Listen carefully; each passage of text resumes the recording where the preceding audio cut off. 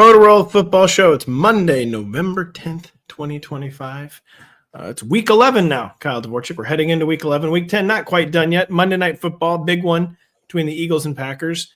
We're not here to talk about that, though. We're here to talk about the even greater future. I have no segues for this at all.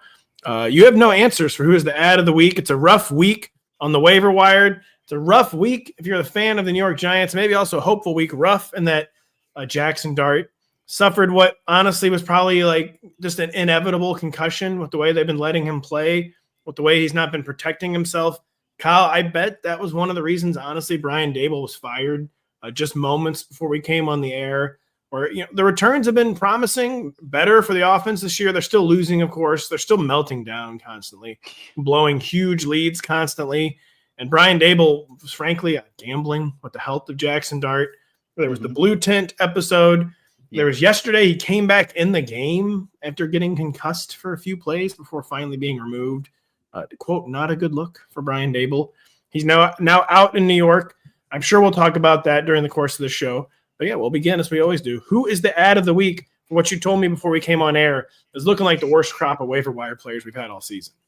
Oh, we're supposed to tell the people that. Guys, this is going to be a fun, fantastic show full of great nuggets. So please get your questions in because the waiver wire ad of the week is maybe Tez Johnson. Tez Johnson has locked up the number 2 receiver role in Tampa Bay. It's a fun, high-flying passing offense in which he is the secondary splash play specialist. He cashes in with, I believe, 2 touchdowns in this game against the Patriots. The reason I'm not so incredibly excited is it was, again, on a pretty modest target share. I believe he's had one game with a target share over 20%, but he's a rookie who's making splash plays, who seems to have a very clear runway to maybe, frankly, close out the fantasy season as the team's wide receiver 2. Mike Evans could be back towards the tail end of the regular season. Skeptical that we see him until anything other than like the fantasy championship. Truly no clue when/if Chris Godwin returns. There's a real path that Tez Johnson, who's an exciting prospect, who's been productive to some degree as a rookie, is just a number 2 receiver on a good passing team. I just think he gets so incredibly overshadowed by Emeka Egbuka that he's going to top out at wide receiver 3 fantasy numbers. Right now, his usage is frankly more in that wide receiver 4, 5 type range, but he's making the most of it. So he does deserve to be the ad of the week.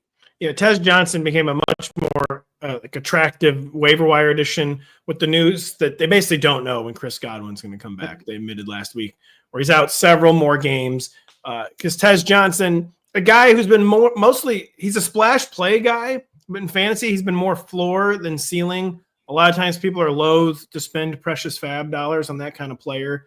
But now we know probably at least through Thanksgiving he's going to have that role.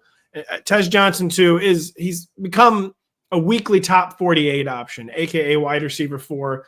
As you said, top 36 might be out of reach, but he's to the point where he should be 100% rostered in 12-team leagues.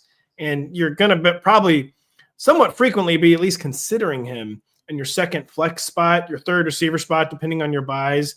I would say Alec Pierce is still rostered in fewer than 50% of Yahoo leagues. They are going on bye this week. He was the headline of the article until I figured out the waiver wire article that should be up right about now. If not, it'll be up soon in the hands of the editors. He was the headline of the article. He has played legitimately good football this year. He is right now leading the NFL in air yards, just straight up air yards per game. Technically, Malik Neighbors is ahead of him. Neighbors has played 4 games. It's done for the year. For all intents and purposes, he is our air yards king. And because the Colts have been a really good passing attack this year, he is cashing in on those air yards. So unironically, I had the title all written up for Alec Pierce to be the headliner of the waiver wire article. And then I checked and they're on bye. So it felt a little uncouth to be like, this guy's the best ad. You're not playing him this week. But He is the best ad in terms of points per game rest of season.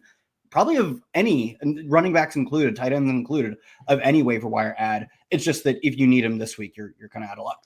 Yeah, I hope you don't need help at running back this week because it's Amari DiMercato, Tyler Algier, Blake Corum, Bam Knight, Devin Singletary, Brian Robinson Jr., Brashard Smith, Devin Neal. No one that's just coming in, you're like, I'm putting them in my lineup. That is not happening on the running back waiver wire this week. But enough of our preamble. It's time for your questions. Nicholas Seltzer asking about some of the potential ads, Parker Washington, Troy Franklin, but through the lens of Ricky Pearsall. Kyle, every week I say, man, I've never needed a player healthy more than I need Bucky Irving. He's in the same boat as Ricky Pearsall, where he was never placed on injured reserve, a.k.a. the team thought they would miss 4 or fewer games. They've both blown past that now. We've gotten no real indication Ricky Pearsall will be back for week 11. We have gotten indication Brock Purdy will be back for week 11. Is Pearsall at a time of the year, the playoffs are getting close, injuries are mounting, we're still in the middle of bye week season. Is Ricky Pearsall becoming a player who's difficult to justify holding in 12-team fantasy leagues? Yeah, absolutely. To your point, we just do not know when he's playing football next. And to me, the final nail in the coffin was George Kittle's return to form this past week. There was a chance that George Kittle, who was banged up and missed much of the early first month and a half of the season, was stacking these like 4 for 40 type games. He's an older player. Maybe he just had lost a step. There could have been an opening for someone like Ricky Pearsall to come back, or even Brandon Ayuk in the long term to come back and be a dominant number one receiver. No, George Kittle's just as George Kittle as he has ever been. I know they got blown out, but he looked like George Kittle. I think between him and CMC, they have a quote wide receiver one at tight end or running back tucked away right there. If Ricky Pearsall comes back, it's not in an opportunity to dominate the targets, to be the team's number one receiver, outside of the fact that he could be their top wide receiver, but he won't be their top target earner. And for that reason, the combo that I don't think he comes back to an incredible role, and I don't know when he comes back, I would just straight up take Troy Franklin over him. Parker Washington, I kind of think Jacoby Myers will slowly. Jacoby Myers only ran half the routes last week, still had a usable target share. I think whether or not Brian Thomas is back this coming week, Jacoby Myers will probably eat into Parker Washington's role. If you had the roster space, maybe Ricky Pearsall is a better like fantasy playoff stash, but Franklin is both a better win now and playoff stash type player. I don't know. Pearsall, he's a classic. If you can afford the roster spot, keep him as long as you can. If you cannot, it's the time of year you have to make tough decisions. You have to gamble sometimes and cut someone you might regret. Are the odds that you will regret cutting Ricky Pearsall? Probably not, but that is a very live outcome. You could cut him and it can make you feel dumb. But you're going to, at this point, whoever you cut can maybe make you feel dumb. That's the bucket Ricky Pearsall falls into. So Parker Washington, just put a bow on Parker Washington. So you do think Jacoby Myers will probably move ahead of him this week, and can Parker Washington be a top 48 wide receiver for week 11 for a Jags offense that is not running hot right now? Yeah, contingent on Brian Thomas Jr. missing, I still think top 48 was within the range of outcomes. But like I said, Jacoby Myers ran almost, I think, half the routes to the exact letter of the law of half the routes. They did not trade for him to run half the routes. That was obviously a product of him joining the team midweek. He will get up to 100% of the routes. That won't necessarily take Parker Washington off the field, but it will mean a doubling of routes of a player who's good at earning targets. For all of the faults we've seen from Jacoby Myers this year, even when he was playing, or at least his numbers were really in the gutter with the Raiders, he was still earning a decent amount of targets. I think he'll continue to do that on this Jags team as long as BTJ is out. That will be a problem for Parker Washington. I think as the wide receiver too, he's probably still in the top 48, like you mentioned, but you laid it out perfectly. At least this is how I think I'm going to approach it too. When we talked about this last week, you should comfortably rank Parker Washington in week 10 over Jacoby Myers, because Jacoby Myers is going to get in 3 practices with a brand new team. That's about all you can say. Beyond that, it's really going to be a week-to-week situation. And the fact that Parker Washington didn't dominate, didn't do anything crazy in what could be his final week as the team's wide receiver one, once Jacoby gets up to a full route rate, which I think will happen this week, we can just rank him ahead. So I'm making that move now. I will say, but I'm going to have Jacoby ranked ahead of Parker Washington this week. I can almost guarantee that. Yep. But Brian Thomas Jr. is probably going to be out again. The 6 for 37 that you're counting on with Parker Washington is still very live. What is that, 9.7 PPR points? Like, he's going to probably sneak into the top 48. Yeah, only just. He's sneaking into the top 48. Our Parker Washington moment, long may it live, was short. Lap Landish, longtime viewer, hasn't been with us much this season so far. Wondering, is it best to stay the course with Bo Nix if the waiver wire options are Justin Fields, Mariota Brissett, Trevor Lawrence? I would probably stick with Bo Nix there, but answer the young person's question and just give us the state of the Bo Nix, who has been as matchup sensitive as any player in recent memory, I would say, Kyle. I think you laid it out well. I think he's finished as the QB1 overall 2 times this year in 2 separate weeks. And it was a game against Dallas, and it was a second really bad team. Maybe the Bengals? I don't remember. I was going to say it had to be either the Bengals or the Bears or like maybe the Jets or something. Yeah, I know you're looking it up. But truly, he has had like 2 incredible games. Like I said, he finished the QB1 overall 2 separate weeks. And I still think he's playing well enough. I mean, this is the point I'm making, is that he's playing well enough to beat up on bad teams. He's not like defunct as a quarterback, but I think a lot of his flaws are rearing their head when he plays a team that is like even just a top 20 NFL defense. With that being said, the options on the waiver wire, I mean, it's true at every single position this week. Quarterback somehow might be the worst, where even like people held on to Joe Flacco at over 50% of Yahoo leagues. So I couldn't quite put him in the running to be the top streaming ad. It's like both Marcus Mariota and Tua, they play each other this coming week, both very bad defenses. In Spain. Oh my God, I forgot the stupid games in Spain. Both of them play each other overseas, apparently, against bad defenses, a game where like maybe they can score some sloppy fantasy points. Justin Fields, it was like his fourth start where he threw for under 60 passing yards. The passing production is so bad. I mean, you laid it out. We talked about this with Bo Nix actually last year, early in the season when he was struggling. Mono threat. Justin Fields is just truly a mono threat, is not doing enough through the air to make his really strong rushing production, typically strong rushing production, worth QB1 numbers. I still think the answer here is Bo Nix, albeit he's been disappointing for sure. He's playing the Chiefs. I mean, not a good matchup in terms of the defense. It is a good matchup in terms of the Broncos are going to have to score points to win this game, actually. So Bo Nix, I would take over Mariota. I'd take over Tua. Fields, I think, is going to get benched. Aaron Glenn, I don't know if you've seen the clip yet. He came into the press conference and said, don't ask me about the quarterback. You know, the only thing the press ever wants to know about is the quarterback. And he said he was not going to be answering any questions of the quarterback. It's a short week for the Jets. I don't know if that makes a benching more or less likely. Tyrod Taylor to face the Patriots. We'll know by this afternoon, though. And we'll break it down more, probably on Tuesday's show. I'm with Denny Carter. So Brian Dable, real quick. We're getting a lot of comments about Brian Dable, as you might imagine. Do you think, what effect could this have on the Giants offense? They're losing their play caller. They're losing their leader. It's Mike Kafka. I feel like he's been an interim coach like 9 different times. I think this is actually only the first. Just feels like he's always in the mix for that. I think an effect is going to be, you get the feeling this is an edict from the front office and ownership. Like, listen, we like that Jackson Dart is good. We do not like that you're treating him like prime Cam Newton and exposing him to massive hits, not just week after week, but basically drive after drive. Like, they're showing no regard for Jackson Dart's health. I get the feeling that's going to be maybe the biggest effect of Brian Dable's firing is stop. Maybe it's just in the young player's game and it can't be legislated out, but stop letting Jackson Dart get hit so much. Are you worried about that as a potential outcome of Brian Dable's firing?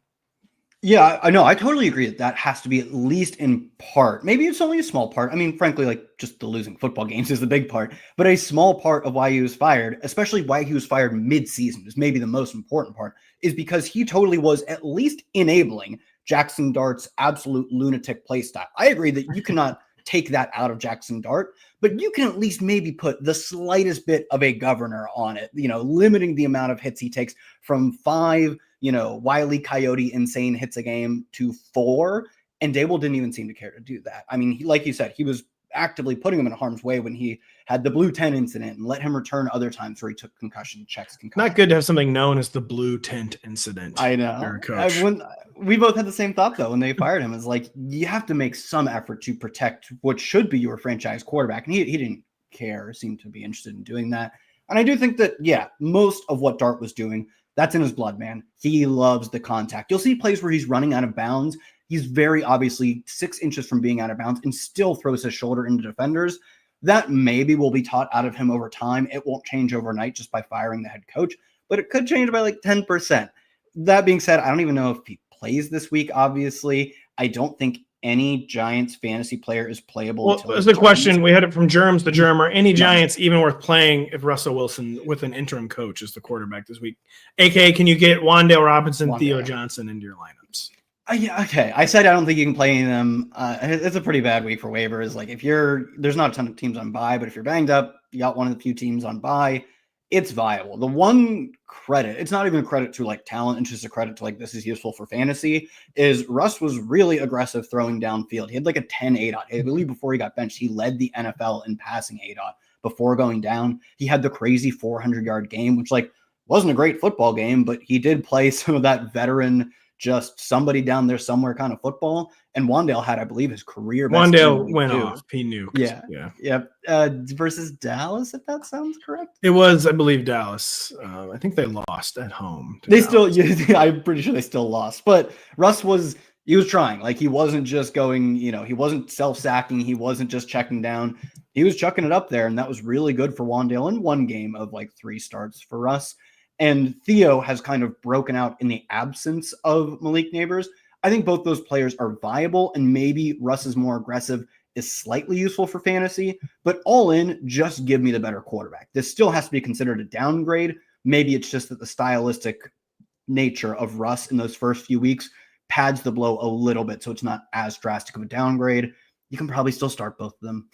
It's the Green Bay Packers this week does not profile as a good matchup for Russell Wilson, probably taking a lot. And the fact that it's the Packers, to me, also, with Dable being fired, I feel like it's basically a guarantee Jackson Dart misses at least one game. And like, you cannot rush him back. The Packers defense in some ways is a mess, like not as good as it should be. It's not a bad defense, but it's not as good as it should be. Micah, in that context, Micah Parsons has been like, I'm going to take over this game. And he's been hitting the quarterback like a frightening amount in these Packers games. I just cannot see Jackson Dart starting this week. We got a lot of good questions. I'm going to try to get to them. Sorry if you have to wait a while. Jay is wondering, what is your read on Franklin versus Sutton in Denver? As we, of course, now know, rather infamous stat since Thursday night, Troy Franklin is out targeting Cortland Sutton on the season. I believe that's still the case, Cobb. Maybe that was going into the game. Either way, he's out targeting. Yeah, I think he out targeted in that game pretty cleanly. It was, I have the stats in front of me. It was like 10-6 or 10-5. So he's been out targeting him. Cortland Sutton's been out producing him. We're still ranking Cortland Sutton higher since he's like the poor man's Mike Evans, but I don't know what's going on here. I think I'm down to rank Troy Franklin higher, especially because I do agree that Cortland Sutton has been producing more. Specifically, I think the question even here says Sutton has been more productive with less volume. He still leads the team in yards, but I believe Franklin is up to a team high in targets, team high in catches, and team high in receiving touchdowns. And maybe that last point is the tiebreaker, because he's not just getting a fluky amount of touchdowns. Maybe he's running a little bit hot, but he is absolutely dominating the team's work in the red zone. He has way more red zone targets than anyone else on this football team. So he's getting high leverage looks, which is part why it hasn't really worked out in terms of yardage, is Bo Nix has been dreadful throwing intermediate and deep, but he is getting all of the high leverage looks and just all of the looks in total. He is leading this team in targets, and they're making that a point to stick. Over the past month, this is from Jacob Gibbs on Twitter, the highest Cortland Sutton first read target share would be the lowest Troy Franklin first read target share. So their offense isn't just going to Troy Franklin out of circumstance, right? This is the entire point of the offense, is we're trying to get this young productive player more involved, and they're doing that specifically in the red zone too. To me, that all points to I'm going to rank Troy Franklin higher. But, as the question points out, we still are getting some frustrating production from Franklin because Bo Nix and him just cannot connect on almost any of their deep stuff. So the gap maybe isn't as clear as the targets would indicate. Jay with one more. He's wondering if Sean Tucker is worth an ad. Monday, Bucks coach said he did not think, or he wouldn't put a timeline on Bucky Irving. Not great, Mr. Todd Bowles. Me as a reporter, 1 week, would you put a 1 week timeline on it? No, sir. No. Did not put a timeline on him. Sean Tucker has not been great. He's outrushed Rachaad White in back-to-back games. Rachaad White is becoming a poorer and poorer man's Travis Etienne with each passing week. He's just not producing like he used to. The Bucks have the Bills this week. Every Bucks game is a potential shootout, but this is a potential shootout. Grim stuff, of course, on the waiver wire, as we pointed out, running back. Do you view Sean Tucker as worth an ad after outrushing Rachaad White in back-to-back games? Yeah, I mean, I said it's a week for running back. I think he might be the top ad because I think he's the only player on waivers right now who can just play himself into a larger role. Like Tyler Algier and Blake Corum are interesting bets. They're both seeing double-digit touches now on a pretty consistent basis. They're not unseating their starters. I do actually think Sean Tucker, who has played better than Rachaad White this year on a limited role, can continue to do so and flip at least the between the tackles work. He will never actually flip the passing down stuff. Even as Rachaad White's efficiency throughout his career has been pretty meh, he is a genuinely good pass catcher. He won't flip that type of work, but Sean Tucker could be getting, 12, 14 carries a game. He's relatively efficient on a good offense. I think that's a reasonable upside that could put him in the weekly RB3 ranks, because I think just between the tackles, he's a straight up better player than Bucky Irving. I was reading the question, than Rachaad White. DJ Moore, I'm getting infuriated by a text message I was getting about Eli Drinkwitz. He's not leaving Mizzou or anything like that. But I'm dialed in on this show. Someone was just spamming me. DJ Moore, Donut Kyle, has been really banged up. I think he suffered a second injury. He's been a really, really, really frustrating player in fantasy. It's a really frustrating offense. in fantasy, just like Roma Dunze donutted 2 weeks ago, for instance. Olamide Zacchaeus will not fade. Any words of wisdom on DJ Moore, or is it just it's a crowded offense? They only pass when they have to. And DJ Moore is not rising above wide receiver 3 status as he may be falling out of wide receiver 3 status. Yeah, I think it's pretty feasible to have him fall out of wide receiver 3 status. For as up and down as Rome Odunze's year has been, on the whole, he has just massively outproduced DJ Moore. If you're looking to compare DJ Moore to someone within the Bears, you're comparing him to Luther Burden and Olamide Zacchaeus, because even after the slump, Rome efficiency, volume, production-wise, is just running circles around DJ Moore, who's like the only player from the 2024 Bears whose efficiency has not bounced back. Like Rome looks like a different player. Keenan Allen not on the team anymore, but again, looks back to form in Los Angeles, playing a limited role these days, but still way better. DJ Moore, not the case. I think if anything from last year is sticking, it's that DJ Moore might just not have it anymore. I mean, this is just what happens to older players, especially as they continue to switch teams or offensive coordinators. Like, he just doesn't look like DJ Moore. He's also a smaller guy, and a lot of times with smaller guys, they age out faster if they take a lot of lower body hits and injuries. DJ Moore, I don't think has a super concerning injury history, but he does have an injury history. And I do wonder if he's just kind of aging out a little bit. And so DJ Moore, yeah, very unfortunate situation. Okay, we've got a lot of thoughts on Woody Marks. He's over 50% rostered at this point, Kyle. But so he's on most teams. He's not on most starting lineups necessarily. He's probably in a decent amount of starting lineups as a second flex. We've been waiting for like a signature breakout moment. It sort of came yesterday. It might have been just though because the Texans fell behind 17-0, aka not plotting Nick Chubb game script. Woody Marks played over 80% of the snaps actually in this game. Do we just think this was a function of falling behind 17-0 with Davis Mills, or is it kind of like a this time it counts? Woody Marks has taken over this Texans backfield. Well, Nick Chubb also missed Wednesday's practice entirely with a foot issue. He ends up returning and he plays this game, but he played, I think it ended up being something like 5 snaps. Maybe that was injury-based. Maybe that was based on the fact that he just has not been that awfully productive this year. And the team has to start considering, like, if they want to be, I mean, look, they're not going to be a playoff contender. This is not a good Texans team. I don't care what the numbers say. But if they want to get something going, get hot going into the postseason, I mean, they still have to make the postseason. They have to find something explosive on the ground, especially when their passing game has been spotty at best, frankly, just not been that good. I think, to me, it makes sense. And it makes sense in part because we saw it start to happen last week, to continue to see what you can get out of Woody Marks, because we just know what you can get out of Nick Chubb. And the answer is not very much. So maybe his, 3 to 5 snaps, I forget exactly what the number was, in week 10 is a bit of an anomaly. Like I said, he was banged up, but I don't think he's remotely playable. And I'm getting higher on Woody Marks, only a little bit, but I think this was a step in the right direction for him and a step that the Texans needed to make. He entered this week in the top 30, certainly didn't do anything to fall outside of the top 30. Maybe still a little game script dependent, but his floor has gone much higher. His floor continues to increase. Maybe ceiling will still be a little frustratingly elusive. But Woody Marks ranked ahead of Nick Chubb, kind of no matter the projected game script at this point. Yep. And hopefully we're just seeing like an official take. It would make sense. Just treat Nick Chubb like Gus Edwards. Have him be a change of – when we say change of pace back, people always think of like a pass catcher, like a scat back, an in-space back. A change of pace back can also be a between-the-tackles banger. Mm-hmm. Nick Chubb should just be the Houston Texans change of pace back. We got a few trade questions here. Badgers, 1, 2, 3. Should you trade Bo Nix, Ken Walker, and J-Mo for Daniel Jones and Quinshon Judkins? Side 2 is looking a lot stronger there to me, too, even though I'm getting a little concerned about Daniel Jones. Most turnovers in a 2-game span his entire career. He is regressing to the Daniel Jones mean hard. Kyle Judkins, probably the most valuable overall player in this deal, but really hard-capped ceiling. It's not a slam dunk either way. What do you tell Badgers 1, 2, 3? Yeah, I agree with you. I mean, Daniel Jones, I think, is a clear top 10 fantasy quarterback going forward, especially because, of course, like the turnovers of the past 2 weeks have really been frustrating for Colts fans. They've only cost them 1 win. They nearly cost them both wins, though. But they're not dreadful for fantasy. Like, the worst thing you can do for fantasy is just not try. Like, think like Justin Fields is like, you throw 11 passes and no one catches more than 1 pass for 30 yards. Brees technically had 42 on your team.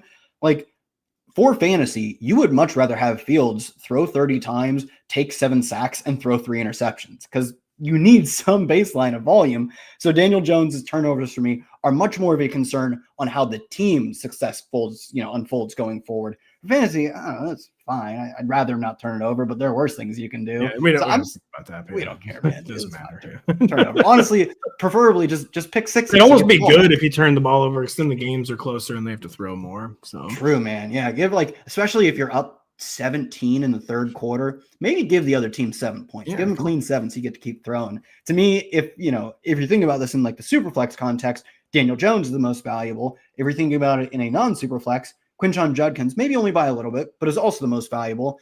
To me, I'll just take the concentrate my assets kind of thing. Someone has traded Jahmyr Gibbs and Garrett Wilson for Derrick Henry and Puka Nacua. Gibbs and Puka fighting to be the most valuable player in this deal. Gibbs is healthier than Puka Nacua. Puka's playing, but he's clearly not 100% healthy. Garrett Wilson re-injured, almost could be an IR type situation this time, I feel like. Yeah. Which side do you like better with a lot of big names in this trade? Yeah, I think if Garrett Wilson hadn't come out of the game, if he hadn't come out and immediately gotten hurt, I probably would go the Gibbs side. I think Gibbs might end up being slightly more valuable than Puka. And Garrett Wilson, Derrick Henry is, I don't have a strong take on that either way. But I agree. Garrett Wilson, this is an entirely 110% lost season for the Jets in which Garrett Wilson cannot stay healthy. It's not that he is suffering different injuries. He has re-aggravated the same injury that held him out for, I think, like 3 weeks, only 2 games because they had their bye. I would not blame him. Neither he nor the Jets should want him to come back quickly. He only missed one game, which maybe they rushed him back, as evidenced by the fact that he was immediately re-injured. I believe he only missed one game. I thought he missed 2 because I thought he missed 3 weeks plus, but a bye was in there. Either way, yeah, he came back. What do the Jets gain from him coming back? Obviously nothing. Their season is over. They want they want to get a better draft pick. What does he gain from coming back? He's not playing for a contract. He just signed his contract. He gains nothing from risking his long-term health for this loser team. I don't see why he would come back anytime soon. Like you said, I could very much see him going on IR and spending a decent amount of time on there. I don't want to say treat him as a zero going forward, but treat him as a zero for at least probably 2 or 3 weeks. I think Gibbs was the best player in that deal, but I think Henry and Puka, you just take that over Gibbs and a guy, who might not play. What's the state of Derrick Henry? We have someone asking if he's done. Didn't he score 2 touchdowns this week? He's not looking good, though. He's not been efficient, Derrick Henry. That version of Derrick Henry has been few and far between this year. What is the state of Derrick Henry, Kyle Dvorchak? People are getting restless. Yeah, I will say, he has not. Oh no, I was looking at a game like 2 weeks ago. He did not score 2 times a week. I was wrong. Yeah, I even had this before I knew he didn't score. Is that he hasn't looked like peak Derrick Henry, and to be fair, the offense has not been a kind environment to him in the slightest. Lamar Jackson missing a bunch of games. Even when Lamar Jackson has been healthy, the team hasn't played its best football. It's not playing MVP levels of Lamar Jackson. I don't know, but also he's an older player who's thrived on efficiency, and the efficiency is declining. That is the ultimate red flag. Look, I've been wrong about Derrick Henry every single year. Every single year, it's doesn't catch passes. What am I going to do with 2,200 rushing yards? Of what use is that to me? And he does that thing every year. But at some point, it has to come to an end. It's very possible it's this year. I'm trying to decide between. We have James Bond.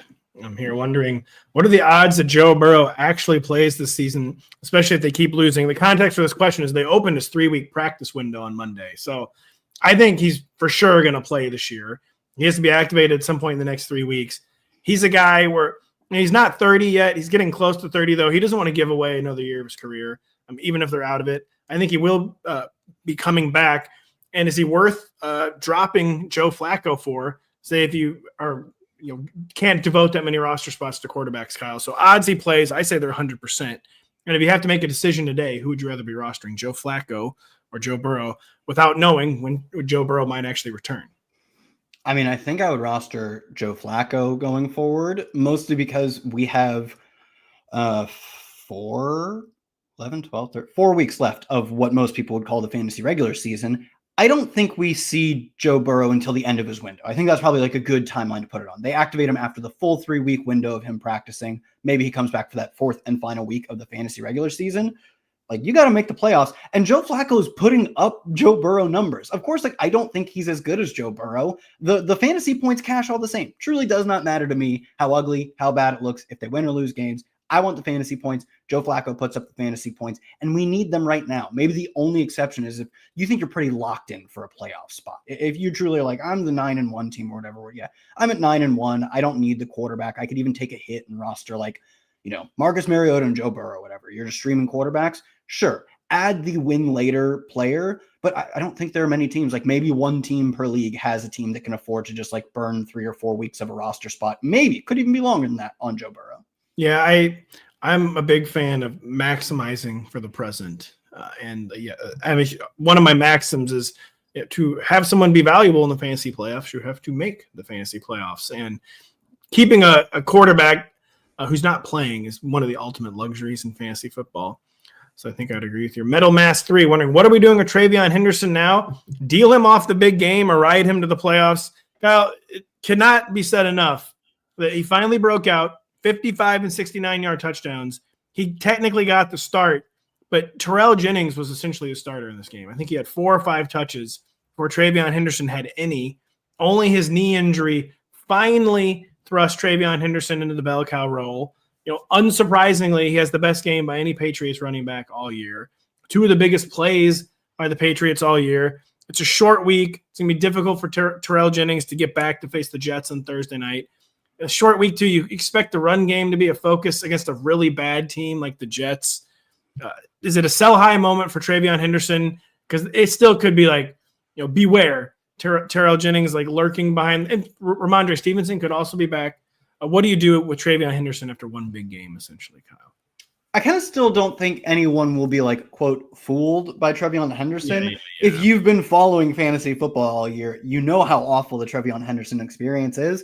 I'm much more inclined to just ride it out. And that is with the caveat that, like, I think Ramondre Stevenson will come back. Maybe not this week, like you said, short week. Maybe not this week, but I think he will come back and be the starting running back. The hope for me, if I have Travion Henderson, is that he is forced at least a, 10 to 12 touch per game type of role once Ramondre Stevenson is back. If he looks as good as he did last week, 10 to 12 touches, that'll do for RB3 numbers. I still think, though, we should be wary that when Ramondre comes back, he is the starter. We saw this with Kyle Monunga. I talked about it all last week. Man, the genie has never fit so easily back in the bottle for these NFL coaches. They look, I'm not in the film room. I'm not on the sidelines. I'm not in the practices, but man, why was Rico Dowdle ever giving up work to Chuba Hubbard? Why did we immediately go back to DeAndre Swift being the top back? I don't know, but coaches love to do it. So we should be wary of Travion over the long term. And I think in the short term, he's just a clear start.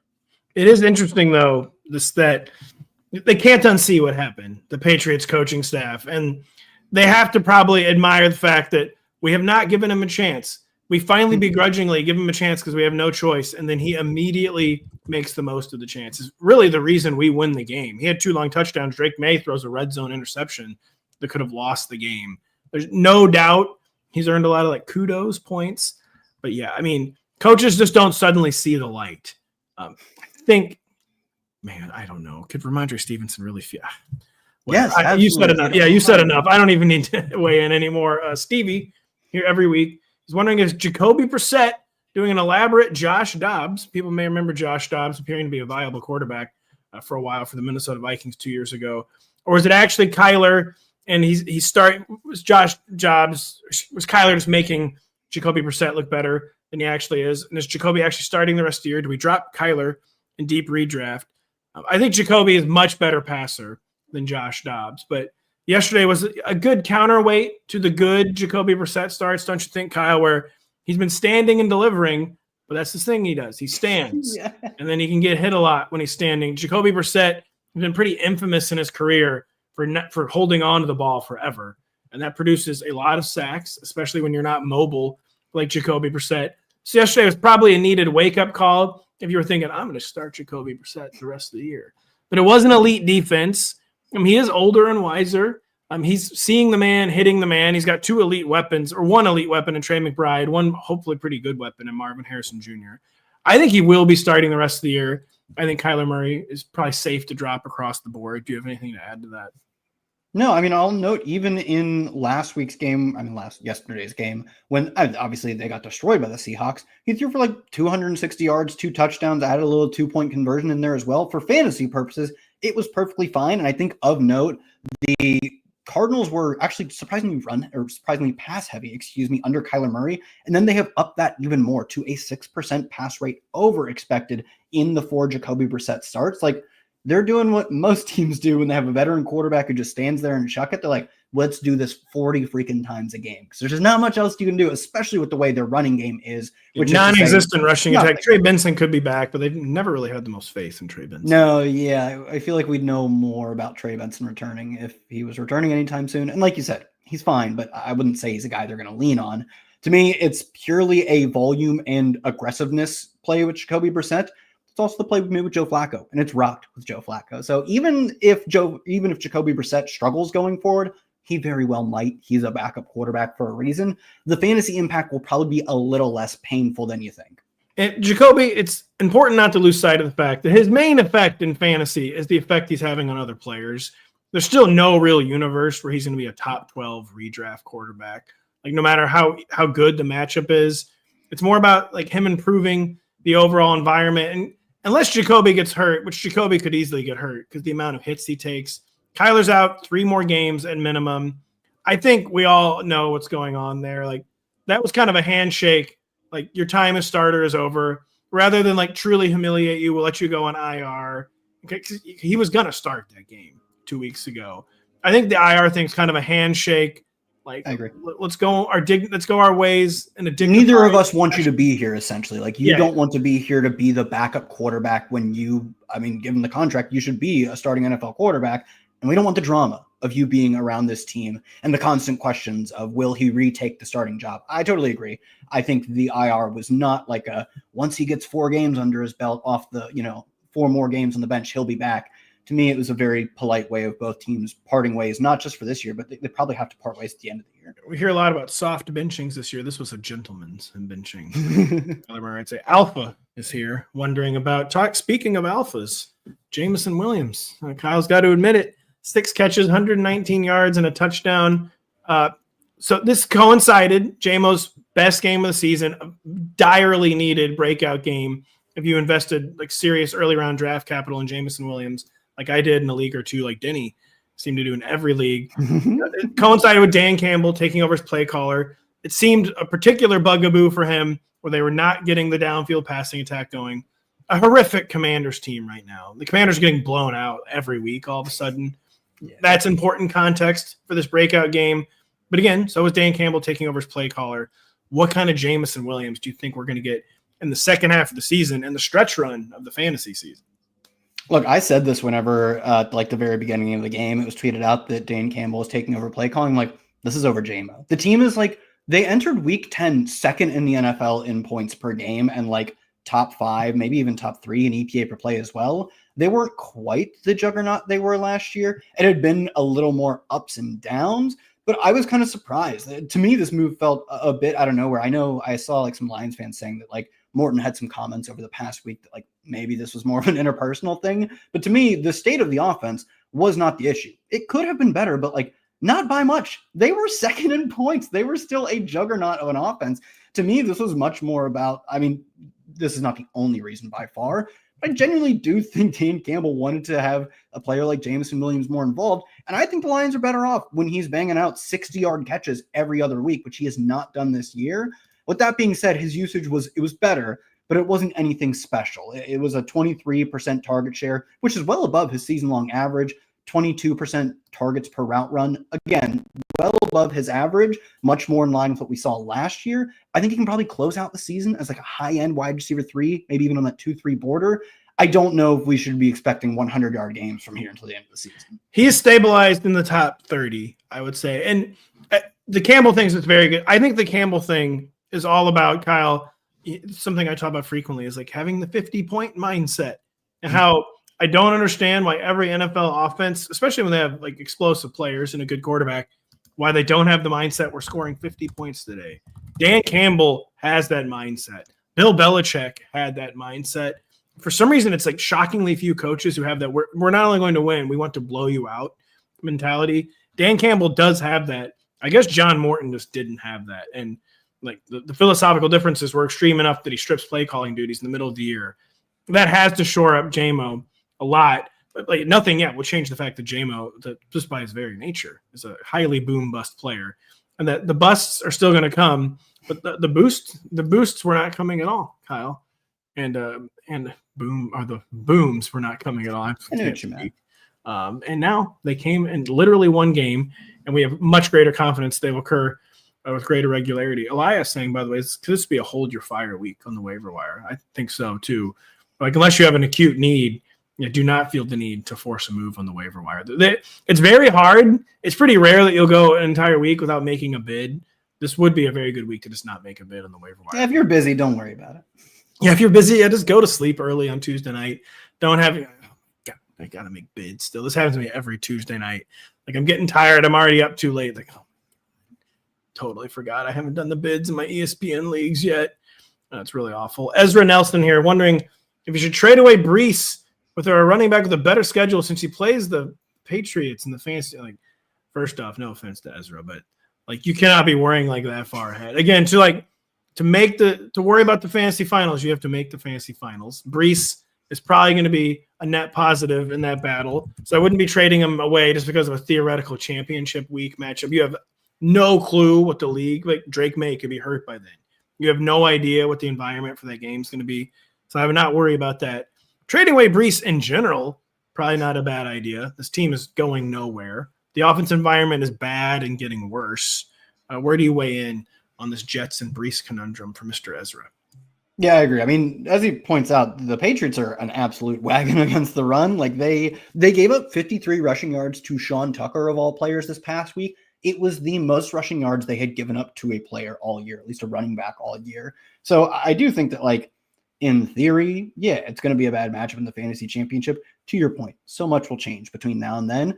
I do agree, though, that like this Jets offense is spiraling. I mean, they're looking for rock bottom. Had Brees not had a 42-yard touchdown reception, they would have hit the ultimate rock bottom with like a 30-yard passing game from Justin Fields. We'll still get a lot of work in general from Brees, but I got to imagine it's a lot of low-value touches in that they're not throwing the football at all anymore, and they're running between the top 20s because they cannot get in the red zone. So if you could find a similar RB2 for RB2 swap, or if you needed a wide receiver 2, that would actually make sense to me. I also like, if anyone, maybe in the entire NFL, is going to have like a very minor ankle sprain that costs them 3 weeks, it would be impending free agent and desperately wanted to be traded Brees Hall. Like, that's not like an indictment of him. I would also not want to play for this Jets team, especially when it could cost me future money by like a lot, by millions. Sure. If you have not ask a question yet. The time is now. We've got 12 to 15 minutes remaining. Elia pointing out Justin Herbert has looked very different with no run game this year. It's been an up and down season for Justin Herbert. Just what is the state of Justin Herbert right now? Did they even play the Chargers? I'm thinking of the right Herbert here, right? What other Herbert do we have? I don't know. I was just making sure there wasn't another Herbert. How do we feel about Justin Herbert for the stretch run? The Chargers run game is kind of non-existent right now. Come on, Amendola had a better game yesterday than he had 2 weeks ago. Oronde Gadsden's hurt. Keenan Allen's wearing down. Justin Herbert's a weekly QB1. But what's the state of Justin Herbert as we enter the fantasy season stretch run? Yeah, I mean, I'm not too awfully concerned that the lack of a run game is going to hurt him, largely because he's been a really good fantasy quarterback in the past, and like they've never had a good run game. It was like Austin Eckler sort of in the twilight years where he wasn't actually that efficient on the ground. He just saw a lot of work, saw a lot of red zone work. To me, I'm not that concerned, especially when you look at last night's game. I, too, would not have thrown the football that much or felt the need to try and get to 300 passing yards if I was looking at the other side of the field and it was just the Steelers' offense being absolutely dreadful. I also am fine with the fact they kind of just shut it down versus the Steelers. I think as long as they play in some more competitive games, I won't be that concerned. Also, like, it's been a very weird, streaky season. I mean, streaky like month and a half from Kamani Vidal. The highs have been really high. Like, he's played really good football at times. He's also been shut down at other times, and those have been frustrating. But as far as backup or really RB3s go on their own teams, he does appear to be like a better one. He does. So we'll see what happens there. We got a trade in the works here. They would trade CMC, Diggs, and Tedero McMillan for London and Saquon. His wide receivers would be blah, blah, blah, blah. How do you feel about CMC, Diggs, and Tet for London and Saquon?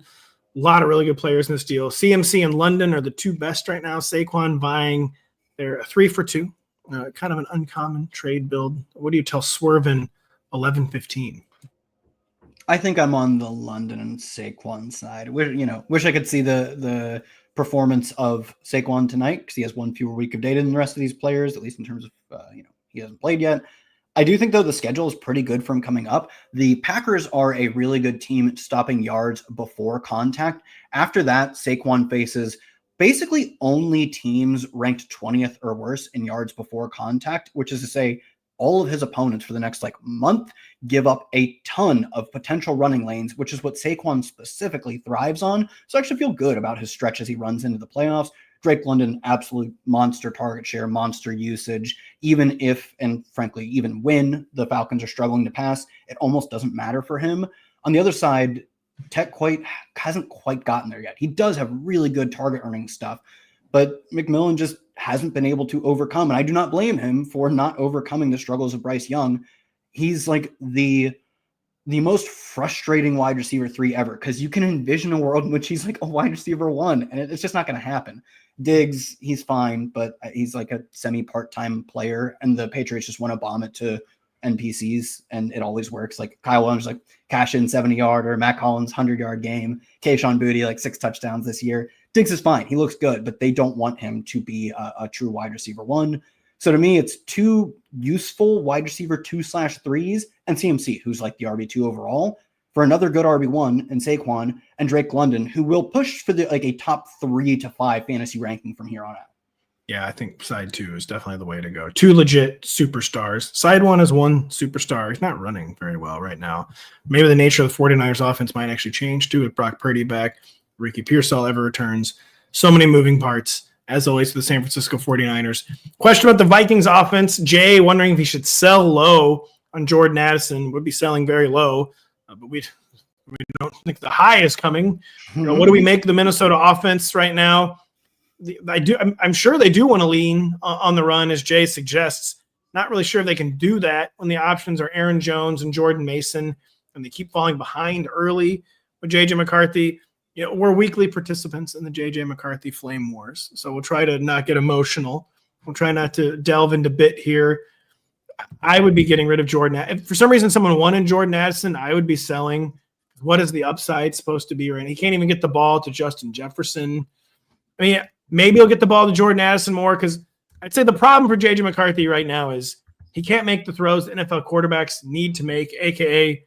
against tight coverage and really tight time windows, as we kind of talked about on the Sunday night show. That's the problem. So to me, it's not surprising. He was cooking with Jalen Naylor then, because he can't make the throws he needed to make to the guys who are facing the really legit coverage.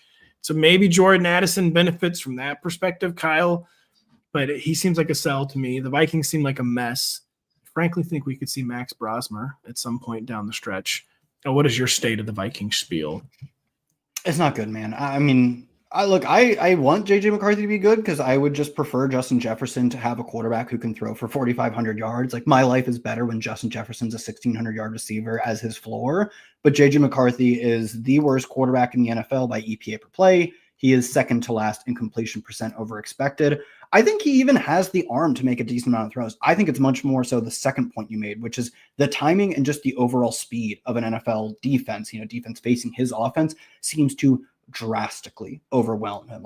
Especially 2 weeks ago, he made some really sick, back shoulder kind of throws that required really pinpoint precision, deep outside the sticks kind of stuff. But then pressure would get to him, plays would be moving faster, and he looked absolutely lost. And maybe this is something, he's a young quarterback, maybe this is something that progresses over time. Of course, it probably should at least do a little bit, but I don't think it changes that much over the next month. So if you could get a return on Jordan Addison, frankly, even Justin Jefferson, that's probably a prudent move to at least explore. Yeah. We're all saying a lot on J.J. McCarthy. I feel like the biggest problem is you can criticize his play all you want. He is in an unfair situation. He's a first-time starter, and they're a win-now team. They went 14-3 last year. They have all these star players. Of course, there's no patience for a young quarterback learning on the job in this situation.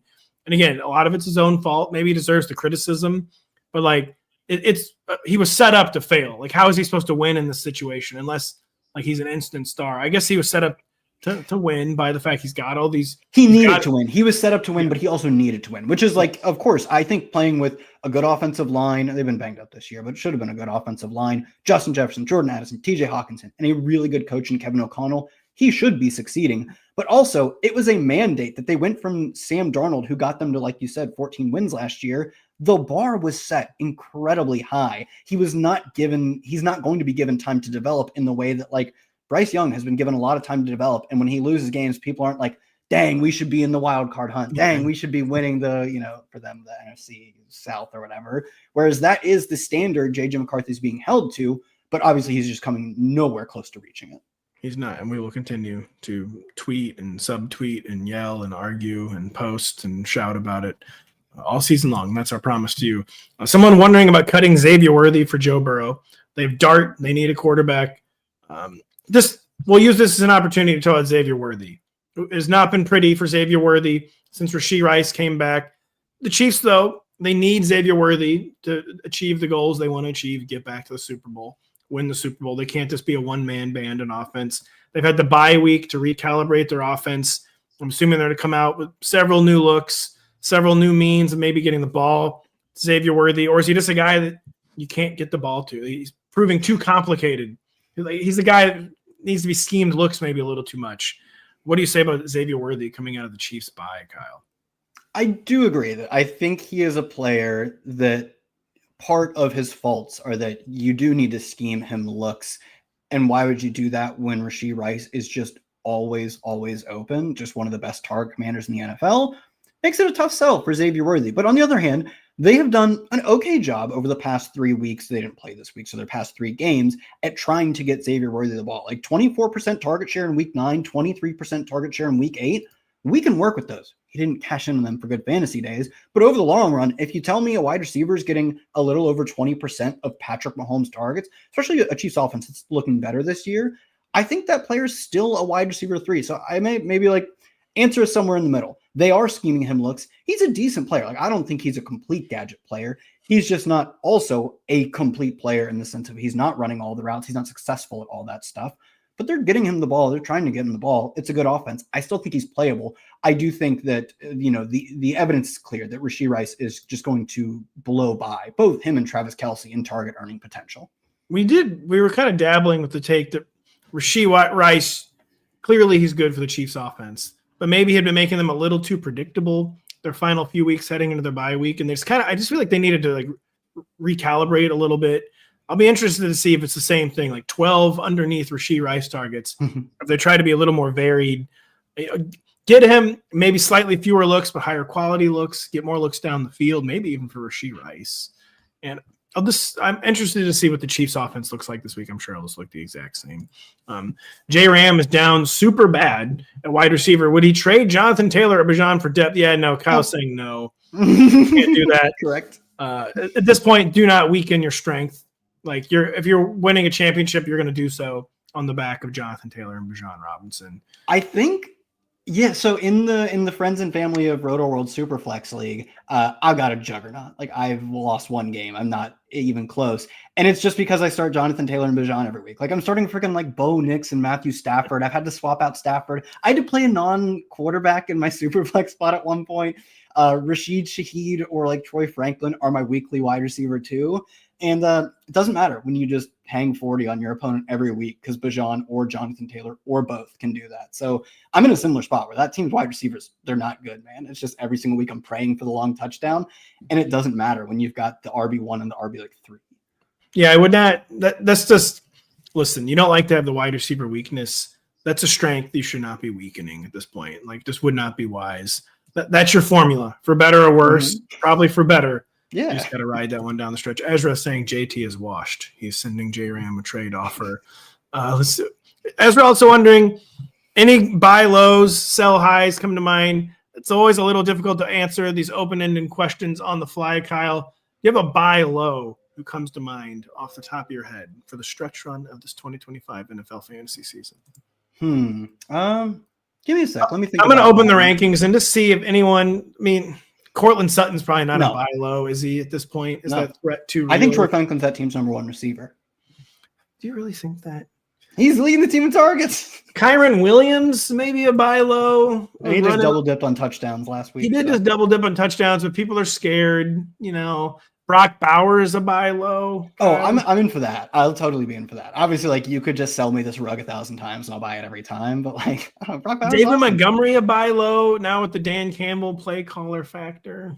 I could see that one. He's a player who, in particular, he is maybe one of the most prone to running hot and running cold because you just need the double touchdown performance for him to get there, which he is very capable of. Like I said before, even before they put John Morton off of the headset, they were second in the NFL in points, but he had been a pretty disappointing fantasy bet so far. I actually think maybe that's a decent one.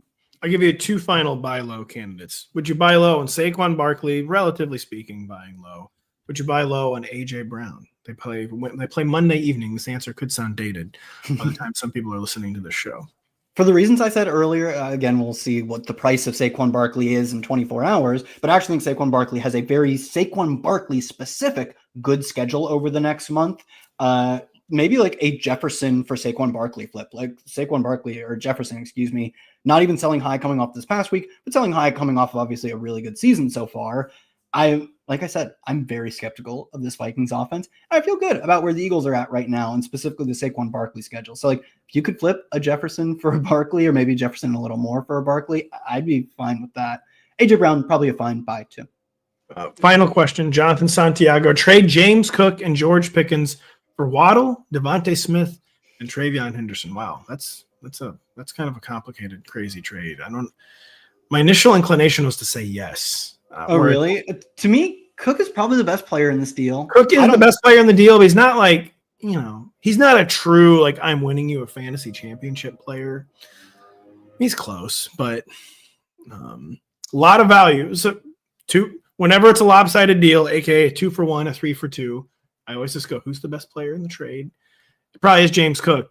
But Jalen Waddle's a low-end wide receiver 1. Devontae Smith's a locked-in, high-end wide receiver 2. Travion Henderson probably going to play his best football. Side 1 is probably too good. I think I would just keep. I was going to say Pickens, I don't know, is a worse bet than Waddle or Devonta Smith too. Like, I think he's a better bet than Devonta Smith. You could sell me on Waddle over Pickens. Waddle's been really good ever since Tyreek Hill went down. But man, Cowboys are they're a fantasy points factory. So even their number 2 can be like the wide receiver 13.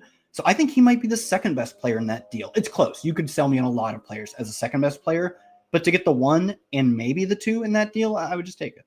I guess keep it, I think was the actual. I would keep the side 2, not take side 2. The side with 2 players, not take the side with 3 players, even those 3 decent players. But great question from Jonathan. Great questions from all of you. Thank you for fueling this chat. We quite literally could not have done it without you because this is a Q&A and we need your questions. And we very much appreciate them. We're going to appreciate them again next Monday when we're back at the same time at 1 p.m. Eastern. Denny will answer your questions on Friday. We'll talk about everything between now and then. Kyle's got his waiver wired article out.